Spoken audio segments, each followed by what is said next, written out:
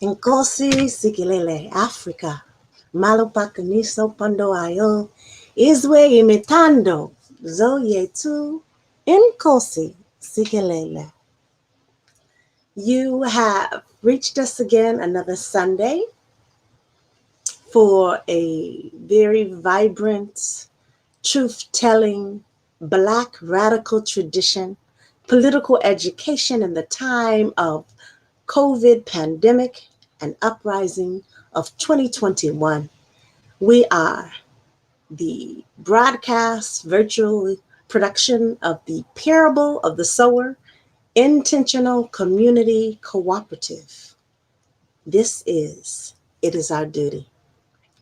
Thank you for joining us again. We are here in this time period, as we usually say, wishing we could do more as far as education, political education.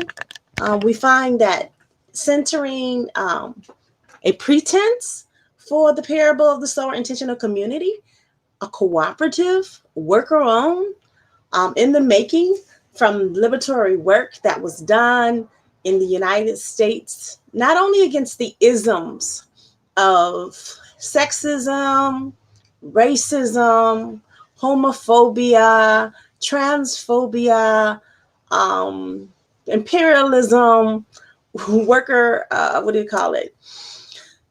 Capitalism, all the isms came about in bringing together these bad-assed workers to form a cooperative so that they weren't tied to the nonprofit industrial complex, but predicting, who knew, this vision of a woman, Octavia Butler, who wrote a story that told of these times. And so be it, a young person in our mix, a young lady, came up with the title Parable of the Sower because of the book Parable of the Sower. Intentional community means not a commune, right? There's this whole English concept of what an intentional community is. But because of the Black and brown woman mostly that paved this liberatory mobilization campaigns that came out of the new Jim Crow movement in the South, more so, and went viral in every part of the United States. It was imperative that they formed an alliance through a democratic processes we called University Sin Fronteras, University Without Walls. And then that sparked from that community thrusting into the grassroots, right? Not in a political realm, not in the, in the seats of city hall or town hall meetings where you have to listen to someone talk while the people sit here and listen to them as if these people, we the people, didn't already have the answers and solutions because of the oppression. And so we did something in that circle, right? We like to say this is the circle of the University Sin Fronteras that built the Parable of the Sower, which was a process called a People's Movement Assembly. And so that is my mouth. And I am one of the people that formed in the People's Movement Assembly a resolution. And in that resolution, we mobilized together some actions, and we centered, I can't remember how many, but we moved on a few of them. All of them haven't been completed, but leaving it to a place where we said we will work on these things together. And not because we were nonprofits individually, because we were the people. Some nonprofits, some unions, some cooperatives, some social change agencies, some organizations that were fighting against juvenile justice oppression and sexism for domestic violence survivors, and oppression that was happening in Florida specifically because of Trayvon Martin's case. And so we came together to say, let's not just build and fight another oppression, because we know for sure we are targeted, and there has been more and more killings by police, more and more unstable housing because of gentrification, more and more union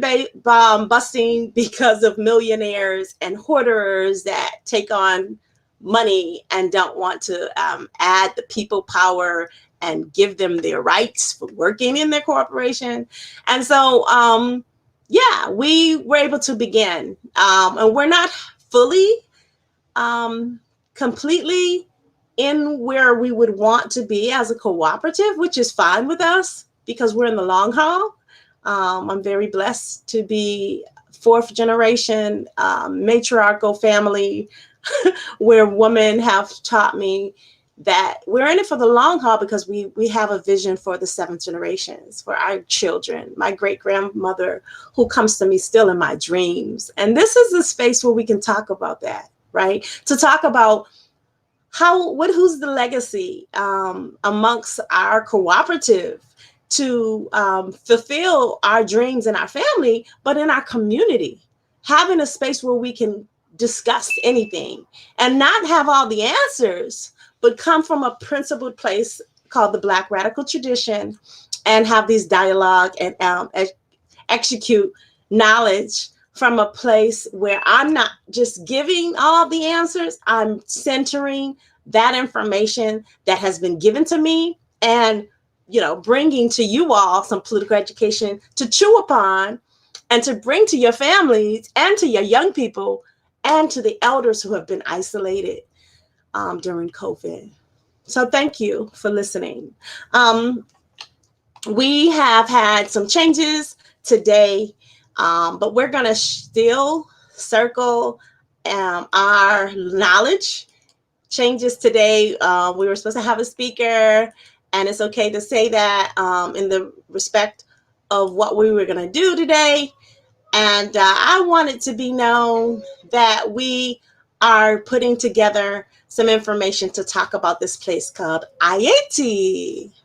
IAT, as in Haiti, for those of you with the English tongue coming from the States. I was taught when I was in Haiti to say IAT for a reason.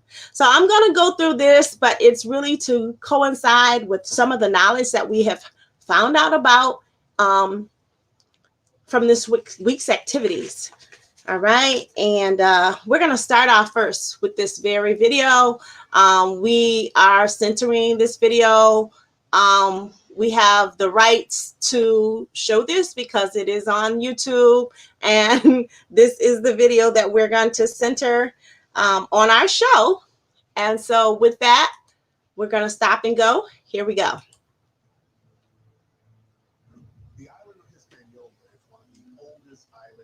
In the Western Hemisphere. Oldest islands in the Western Hemisphere. Because it has a lot of natural resources, it has a lot of precious metals, and a lot of the European powers were scrambling to get control of that area. Haiti is the first place that Christopher Columbus did a fort, did a settlement. So it's the first settlement in the Americas. Christopher Columbus on the west coast of Africa in 1482. He's involved with Africans on the west coast. That is how he came to America in the first place. It was they who told him there was land to the west. In fact, in his journals, he says that he met Africans going back to Africa when he was on his way to America. What folks are doing these days shows that there were Africans on that island when Columbus got there. At least 3 different types. There were the Caracals up in the north, Guanini, and there's another one. But you can find that in the book called The Annals of Haiti. Okay, so here is some information right here that I want to just connect in with. That 1482, I think, is the year that they talked about this. In thinking of the history of the United States, right? When we say who was here first, when did we come to this country? Meaning those of us of African descent, because it is our duty for the Black radical tradition. We want to educate everyone, so I hope all is listening. But for us who came from the motherland, there's this knowledge that we came on the slave ships and that we weren't here already. And some people had been here because there was a time when some of us came over as indentured servants, right? And that meant that the Moors and this conversation of who was here and how we connected in with the natives is very big, because if you look at pictures, there were Black folks that were very red boned and Black in their hue. And so there's many intersections of us being present in this Turtle Island. And so when we think of Haiti, right, in the respect of this killing that just happened, of their assassination of their president, I think it's important to gauge just the aspects of some of the things that I wanted to talk about. And one of those being, for me, something that one of my mentors, James Baldwin, says. And that was something, and this, I'm going to read it, that the spiritual and political are intimately related. The spiritual is the foundation for everything. So I know who I am because of my spiritual connection with a power much greater than myself. Now that's the spiritual side. When you know your experiences and the spiritual power and affirmations that it pushes you to bring the political in harmony with the spiritual, that you have the knowledge of yourself.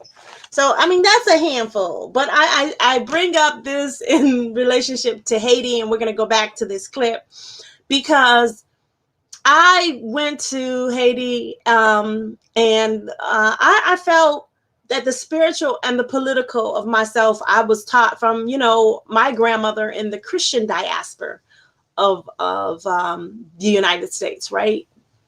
In our thinking, right, we had to go to the church, and they taught us the Bible to keep us in oppression under slavery.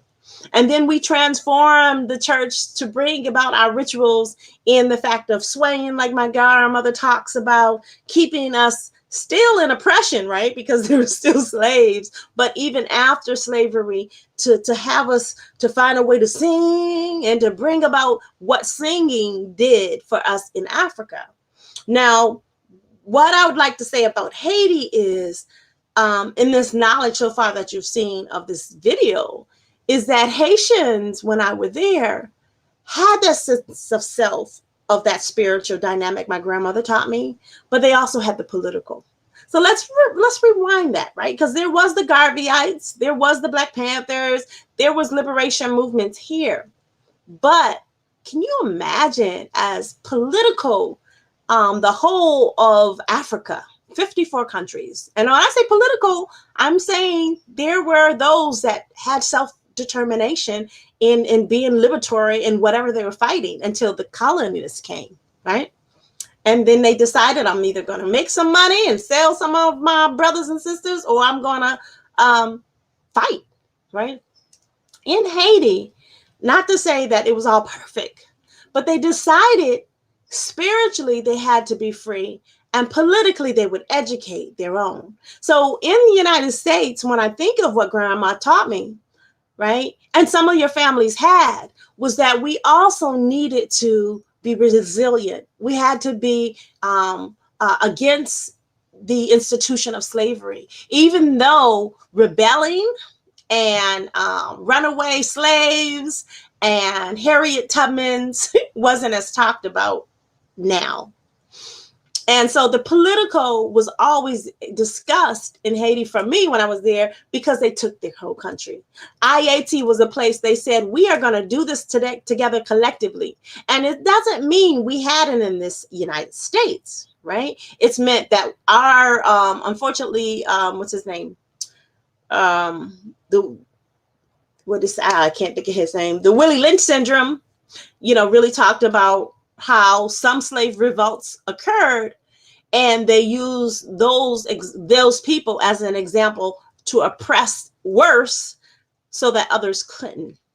And so when an island like Haiti or Jamaica or Cuba had those type of things, they were able to become very much liberatory, similar to Haiti, not all the way, because remember, Haiti is the voice of what we can say they fought and won. Now in Jamaica, Acapone Village is the part of Jamaica that fought and won, only a part, and I mean small. It's still recognized though, right? And and so Haiti, in this place where we are today, has been baby has been fed to us. And I'm gonna use the fork because I was gonna use this for a reason. They forced us to understand by feeding us through the media what they want us to see about other places, right? Because they remember the revolts got word on the United States of what countries were winning.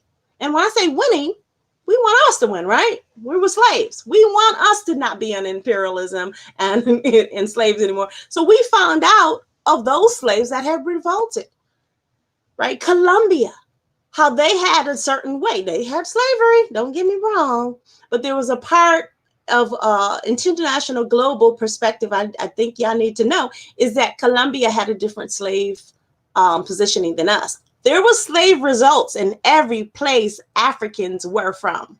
Let me say that again. With the triangle, right, slave trade, there were slave results wherever the African diaspora landed. Pause, breathe.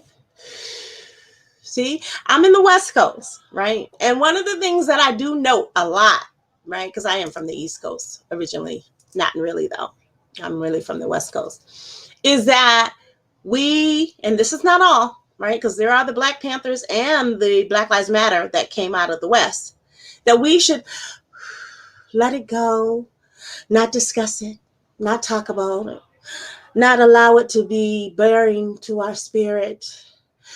And that means smile, breathe, and not discuss. So I have an issue with that because this is history. And even those that have gone to that place of meditation, like I have gone, I sit in my cushion, I go away certain times of the year, we still need to know our history because we have to teach the children. If you're not going to be a teacher to teach them, that's fine. But the books that you teach, someone's going to write those. So we do need to tell the children that there were revolts in every country that slaves went to, and they did revolt. And that's not, I'm not saying that because some of you may agree that revolting is wrong or fighting back is wrong, especially when we talk about the Bible, where there was fights and wars of wars and songs of wars.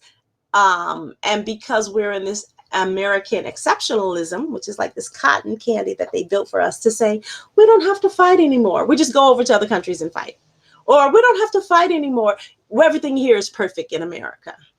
And you don't have to fight over here because we've got everything that we need from the building of the African slaves in every city almost of America, right?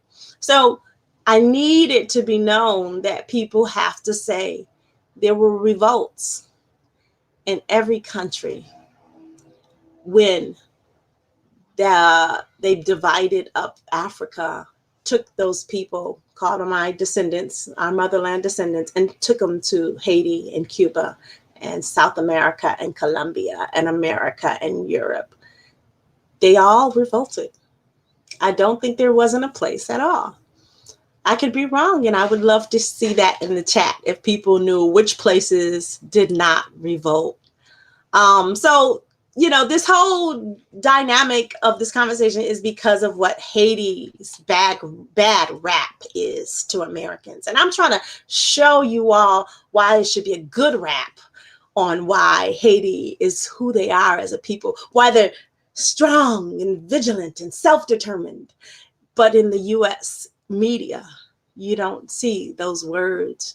You hear they are terrorists and hard and killings and, you know, all the things that they say in the Black neighborhoods, right? Gangsters, you know. So anytime you see people that are going to be not humbly bowing, right, but fighting back, they are going to call us vigilantes and we need to go to prisons, which is why we are fighting against prisons and saying we're abolishing prisons. Because it's not about only community control. It's about abolishing the prisons because they're wrong to say and hypocritical to slay countries and kill Africans and natives and then say, look how terroristic they are. Look how they kill, And so that's what happens in Haiti is that they've made you to believe by watching the news that you should not have love for them. And I'm here today to really gun ho up, really put into perspective how we need to love our families and our African diaspora. Oops, let's put both of them. Oh my goodness, I'm trying to put both of you all. Here it is. Hide on. Uh-oh. There it is. Yes. So this whole conversation is to show love for Haiti, to show why the people need to make the decisions in what they decide, to show why is it the president 46 is in Haiti and making them to make judgments on what should happen. These self-determined people in Haiti made their judgments. They loved Aristide. They've loved and settled their quorums the way they should, just like we have. We may not be taking the coup like certain countries and doing all this right now. I don't know if it's going to happen or not, but I see that this happens in so many countries, like in Colombia right now, like in so many countries that have to have war. And we really believe that we're docile and we want to be pacified, to think that we're not strong enough to see a beauty in how they're making their own plan in this. And only way I really can contend this, at first I wanted to really chisel some of the media that wanted to speak to the Haitian people. But we have to be careful when we're talking about the Haitian people. Who are we listening to? Are we only talking about those that are centered with our government? Are we only talking to those people who have gone into Haiti as Americans or Europeans or any other colonizers and own land there now? All these questions has a lot to do with if the American government, if our state government, even if our local folks would love what I have to say about Haiti, which is let the people decide. Let the country that taught African Americans in America how to settle our quorums, how to be spiritually and politically grounded, they need to settle this because they have, again, that connection of who they are. And I say that because we weren't at one time, we're big now as a country, everybody, right? And using sage and sweetgrass and African languages and African religion and even African herbs and foods. We're doing that now. But there was a time our country did not allow us to. Unlike Cuba, right? Cuba, realized they had slaves and they really fought that. And then they incorporated the Cuban and African together, like we see Bamba and Plana in Puerto Rico. And now we have African classes, but there was always an oppression here in the States on us being told what to do based on the Bible because they didn't want us to understand the love we should have for Africans in the diaspora like Haiti. I hope that makes sense. So this continues on this segment. I want y'all to listen again to this history of Haiti. The Spanish declared this was for I them. love this woman. But the French says, what do you mean this is free? And the British said, well, how could you have it all? So right from the beginning, we had colonial wars among them on the island. When you're dealing with the Spaniards, you're looking at the introduction of Africans in 1503. When you're looking at the introduction of Africans from the French, you're looking at 1670. So you're looking at a wide gap between the Spaniards and the French bringing Africans onto this island. Well, what happened on that island was that they brought a culture that was deeply steeped in what is probably the most important liberating force that any human can have, and that is in spirituality. Okay, so I mentioned the spirituality piece because this is so key to me. And this is what Yeah, I have so much to say, but I'm going to let it go on because I want us to go back to the spirituality. Why is it the spirit and the political is so amazing? And we can learn from it in this movement of where we are as a people to uplift all this fact that we are right now before July 31st, may have more people unhoused in America, African American especially, right? Have less people fed, African Americans especially, have less of us without, we don't have Medicare for all, won't have health care. Why is it that we need to listen to what is happening in Haiti as an international global perspective, but as an African diaspora to know the political and the spiritual connection of us being determined on what we need to do as a people, not just the government's idea. And this is very key because the government has stepped in to Haiti, these self-determined people. Listen to this next part and we're going to discuss further. 1675, the Treaty of Wiswick, the church established that the island would be split in two. One side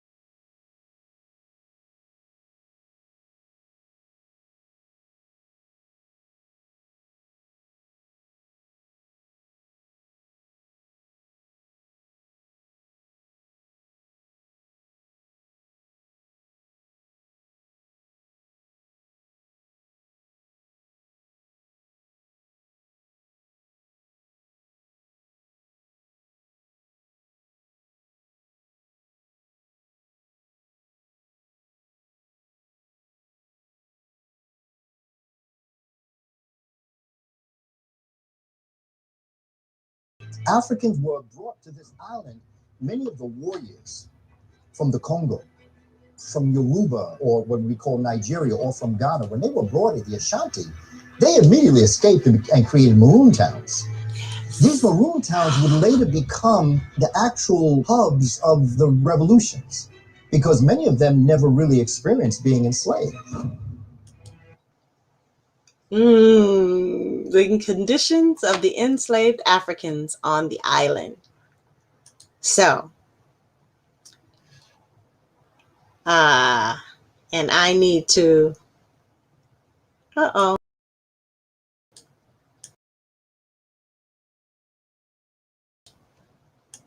yes, I'm so excited. So I'm sorry, I'm having a hard time with the buttons here. So, wow, did you hear that? So the slaves that came to Haiti, no different than the slaves that came to America, right? They were diverse, 54 countries in Africa, right?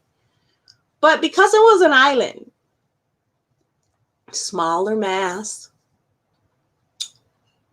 they developed in a way something called maroon villages in Haiti, in Jamaica, and other islands, different than we did here. And so when we think of the Galagichi, when we think of the revolts, when we think of, just like in Puerto Rico, the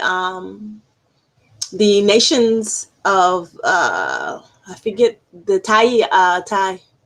the Native American indigenous that are there, there were mixing of the indigenous here, right? And they went away together. And a lot of them went, believe it or not, south, not north. People thought they just went to Canada. Those that left, and they went south because in Florida, it was a way to get away from slavery. You can go into that area, the Fountain of Youth, St. Augustine area, all this area to get away from slavery. And they would fight you, right? The Indians together with the blacks. And so these maroon villages, were an example of how we were similar to Haiti. And so when, what's his name? The book, I said his name earlier.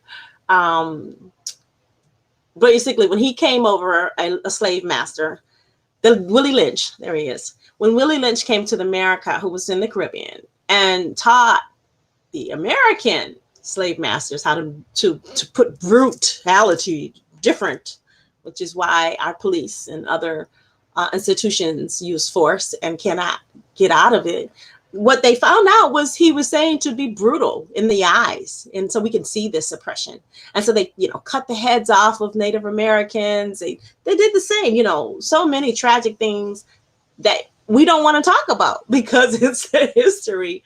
But it's important not to get you to be traumatized again. But it's important because now they're saying, in a way you see, that it's a lie. And if you allow people to tell you, that's a lie, I don't know what you're talking about. And you need to be calm. And you need to stop getting frazzled. You allow them to use the tactic that they use to keep your mind oppressed in amnesia.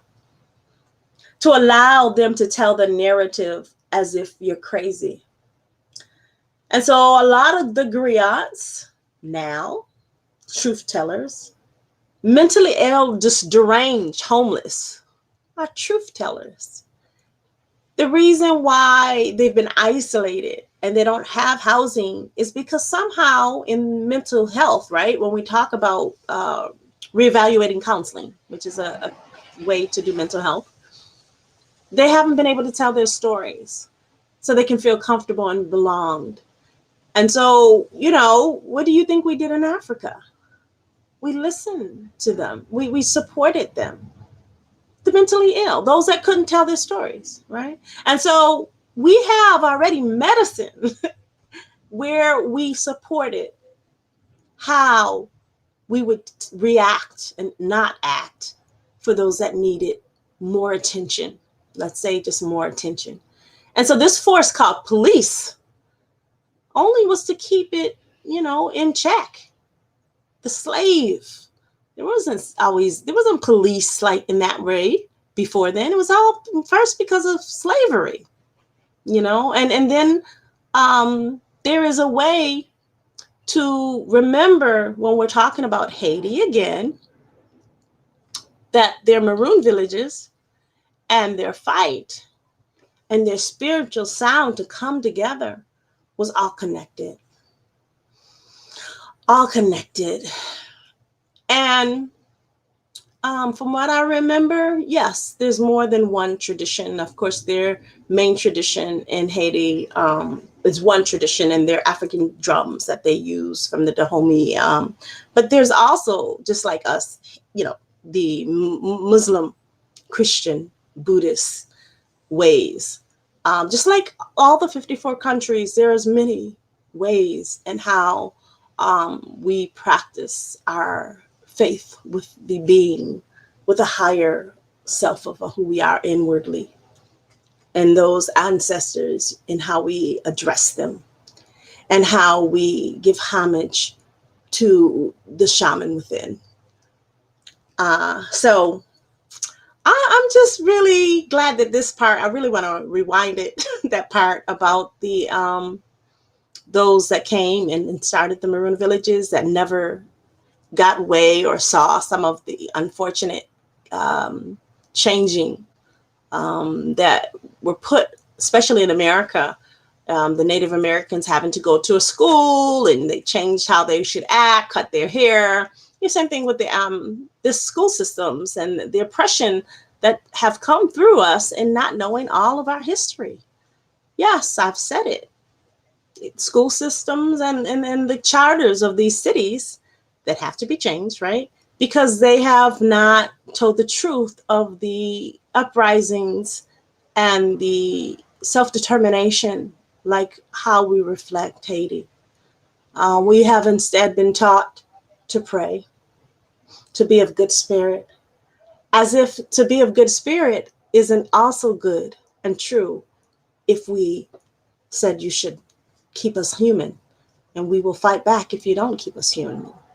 So fighting back has been wrong for African American in this country, right? Even to say we're going to do something, the knee on the neck has been, we're not supposed to do that. But for you to go to our country and kill and rape is okay for another people. And so we know it's wrong, but to justify that Haitians did fight back and America wants you to believe that was wrong is the topic today. That is a Black radical tradition, to know that if I looked in every chapter of the Bible, there were people that fought back when something was wrong, if it was inhumane.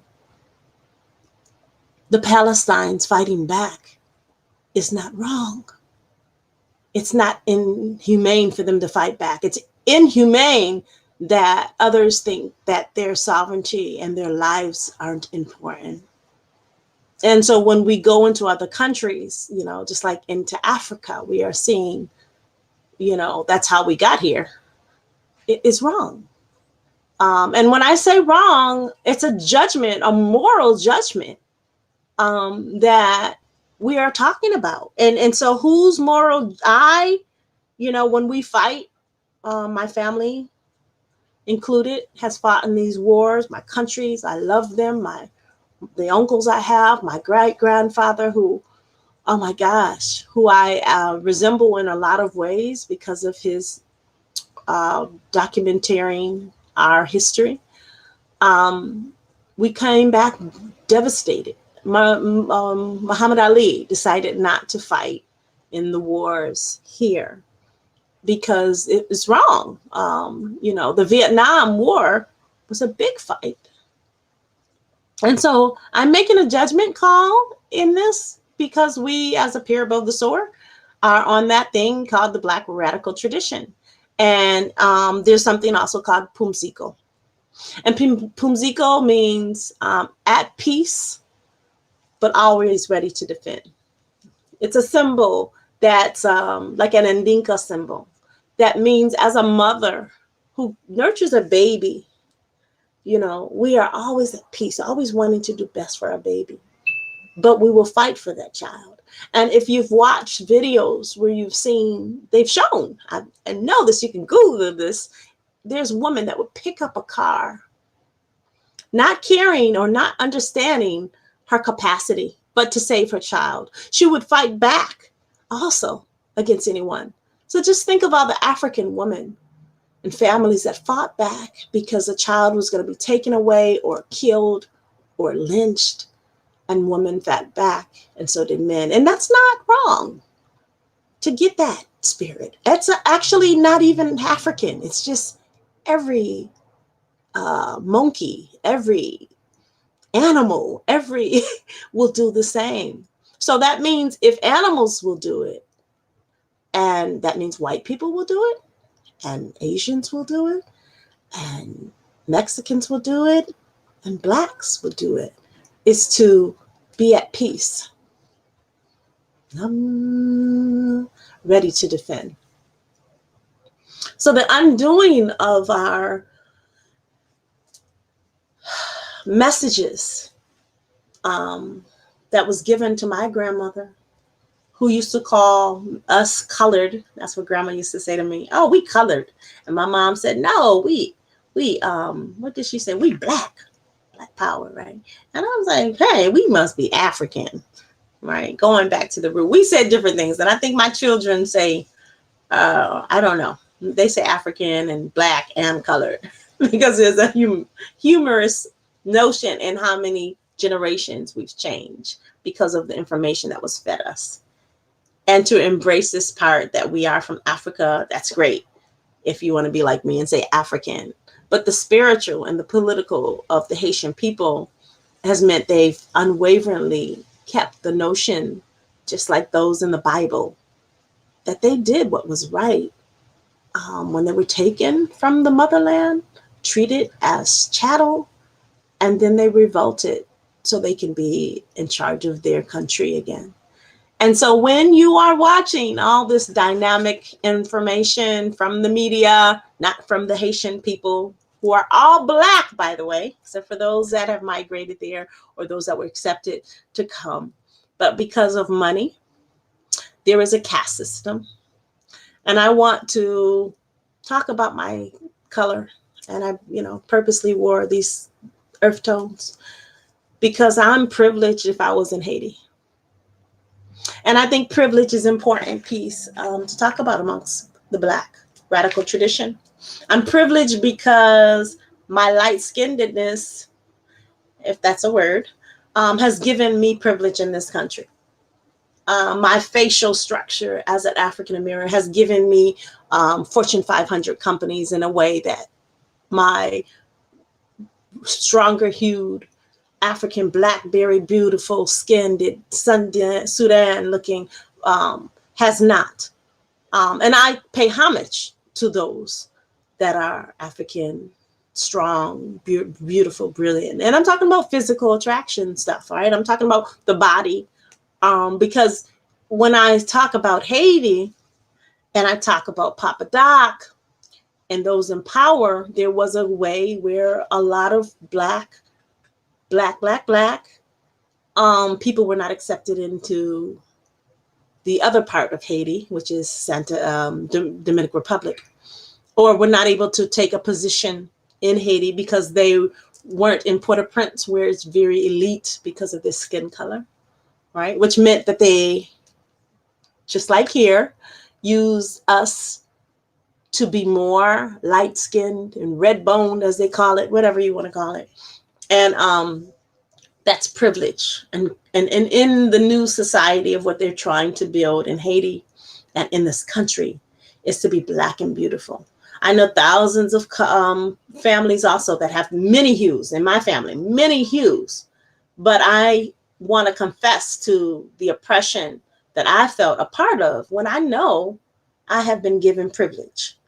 And so when I mention Haiti, I mention this because it's a what do you call it? A touching point.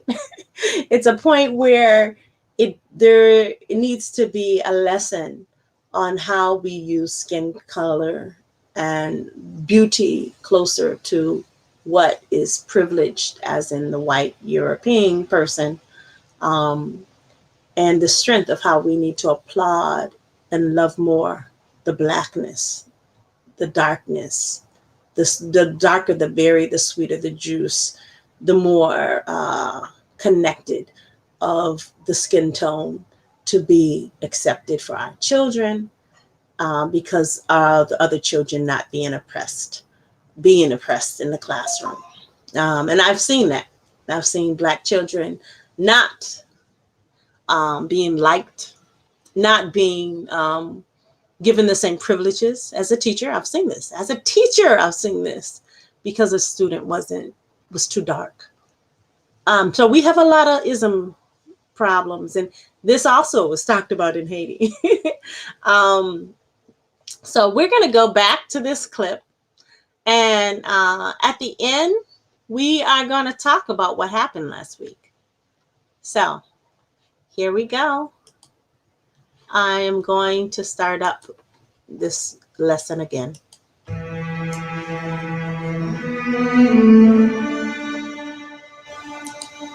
The great majority of sugar that was consumed in Europe came from that part of the world, came from that island.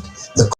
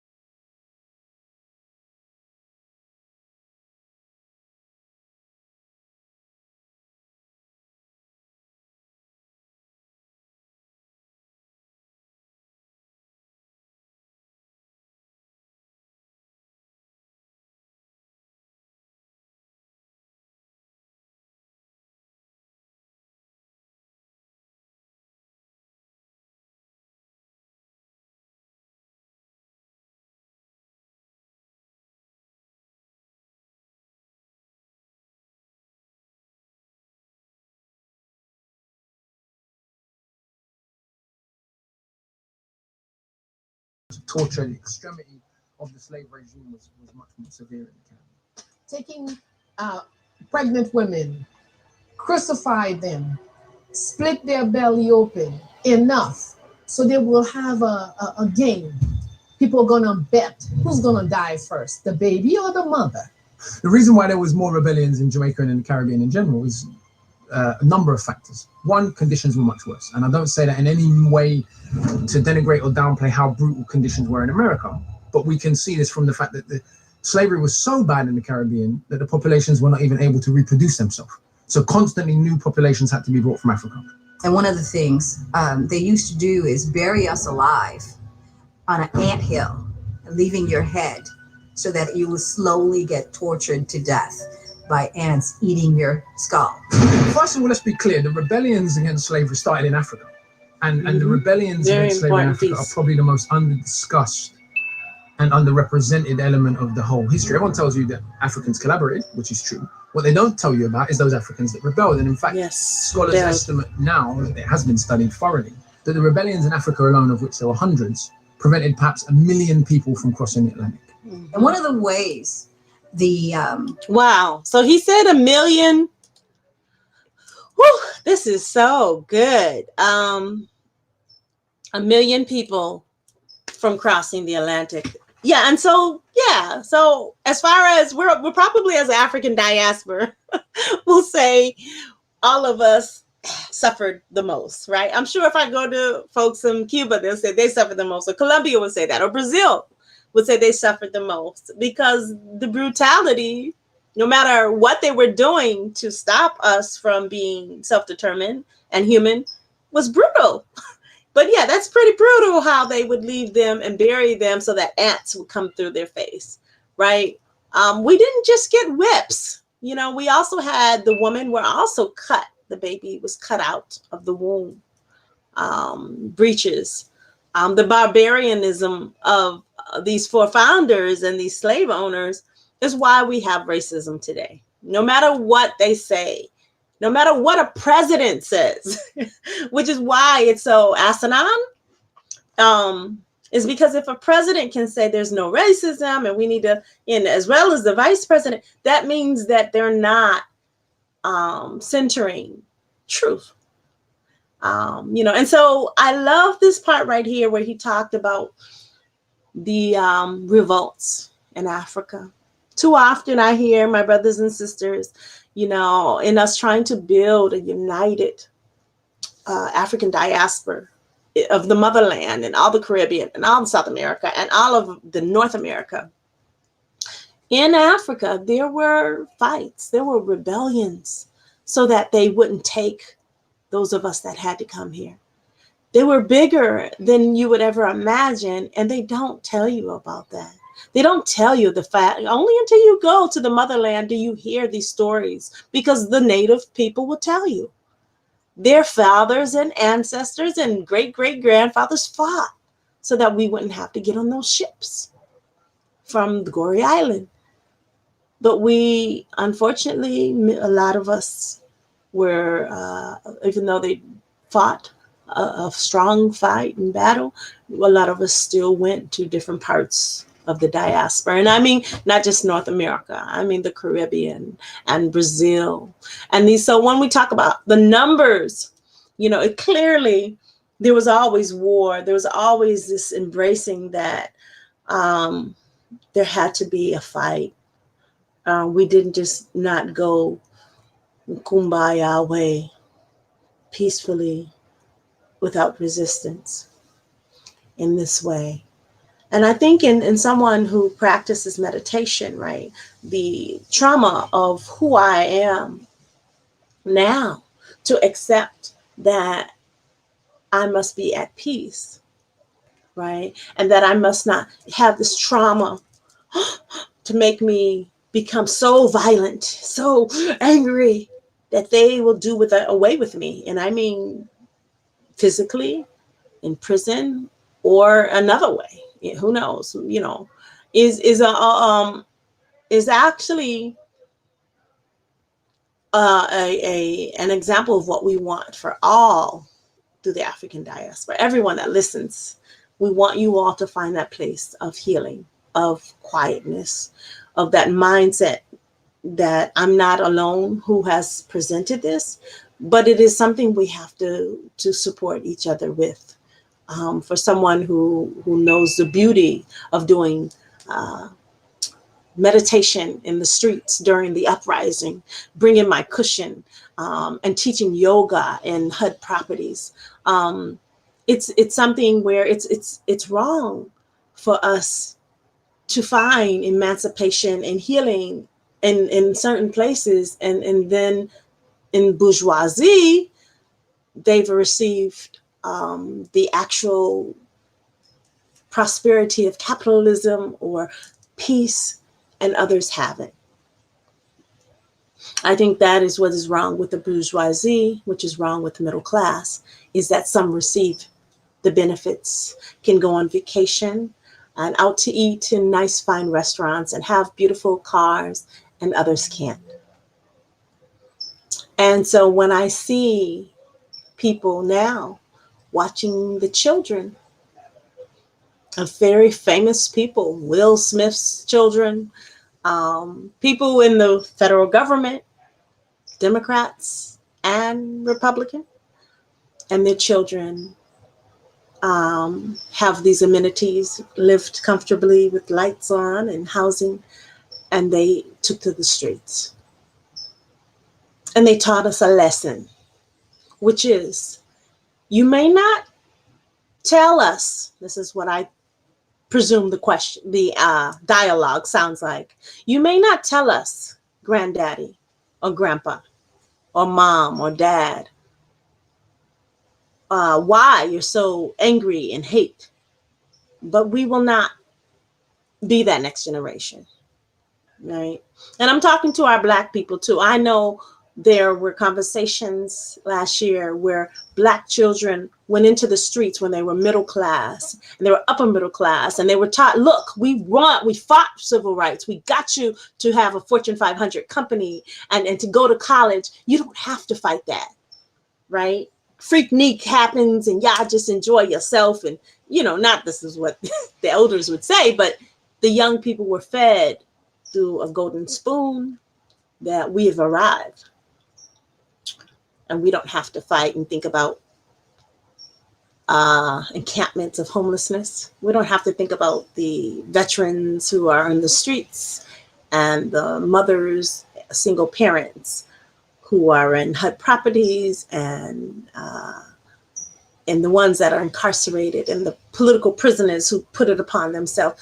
No, I don't think at all that was the dialogue of this generation that went into the streets of uprising. I believe what ended up happening was they saw the contradictions of how this country, Republican or Democrat, are going into lands like Haiti and saying, this is what you should do because we have more power and more money and we're going to pay you off. And these young people in the uprising who were poor, angry, Black boys who used to smoke weed and sell weed and get incarcerated. And now white people are having farms for cannabis. And also young people who also are fighting right beside them, just like during the war when the Vietnam and the people for peace and LGBT rights and against the Vietnam War, but also those Black Panthers and Latin Lords who fought together, who came together in places like Chicago, right? When we think of our fallen heroes that united to say, just as the working class whites and the Black Panthers here in Chicago and the Muslims here and the gangs, let's come together and unite. And that's part of the fight that we see that will be repeated over and over and over again. Because spiritually, there is a place that our brother said, when I read that piece, and I'm going to read this again, the spiritual and the political are intimately related. And the spiritual, James Baldwin, is the true form is found. And the spirituality is the foundation for everything. So I know who I am because of my spiritual connection. And see, we're doing the and meditation and Tai Chi. I'm teaching it myself, right? Because although some people have not received the test lessons we've given or the acupuncture, we, those of us who have, are now bringing it outside of our communities and cliques and tribes into a community of all. And that's where we're connecting. And so to go back with James Baldwin, I wanted to finish this. So I know who I am as a bearer of my spiritual connection with a power much greater than myself. Now that the spiritual side, when you think that spiritual experience and the spiritual power and affirmation, it pushes you to bring the political in harmony with the spiritual in the knowledge of yourself. And so with the knowledge of yourself, like the Haitian people, even in listening to Democracy Now, we learn that the people have to speak for themselves, that we must listen not to maybe those that have more money, like nonprofits or political figures, city councils, states, federal, but listen to the people themselves who have the stories but have the political analysis, and center those political analysis because they are on the ground. They are the ones that has the greatest knowledge, not just the story, right? Because all this is stories we want to hear and read their books, but the political analysis determines the strategy and what we should do next. And I give homage to a people on an island where I myself, when I came into Cape Haitian, millions of people. We flew into Cape Haitian and I cried. And I get emotional still to think of whatever it was that country did, that island made me feel. And then I walked through the streets of Cape Haitian and the pink tone that comes from a poem that I love and wrote, Neon Pink, it's called. The pink ribbons and the girl's hair. Why is this significant? But something about the spirituality and me waking up 2, 3, 4 o'clock in the morning to watch young people at the corners of the street with the street lights, reading because to be so spiritually connected, they had a power and a love for education. And so in contending as a parent with the system called this Game Boy and game platforms, to know this country's children read, and going to a part of the island where they wear these scarves and the girls bring water and they sing and doing it, and the waterfalls. And I learned a lot from these people of African diaspora who are my cousins from the motherland. And I wish them so much love. I sent so much metta in the destiny that they have shown us here in the United States to follow through collectively, cooperatively, together is what we need in this country. And I hope and wish that those of you that understand it is our duty to fight for our freedom will unite with the Haitian people, unite with those community organizers that will bring about the next steps to their freedom, their sovereignty. Not always listening to the mainstream media, but listening to the people who are willing to stand up because of their strength, spirit, and political, because their political is the personal, and unite with them. That is my dream for all of us today. And may that vibration go out to the Haitian people. Liberdade. Liberdad is the song they sing to end. Liberdad is what they say when you go to someone's home and you drink and eat the soup, the pumpkin soup that I had, and popping peas as I did when I was younger from in gardens. The land, the spiritually groundedness of feeling strong because of warriors that fought, because of the humanness, just to be the Pumziko, at peace, ready to defend. We thank you for listening, and this is another episode of It Is Our Duty.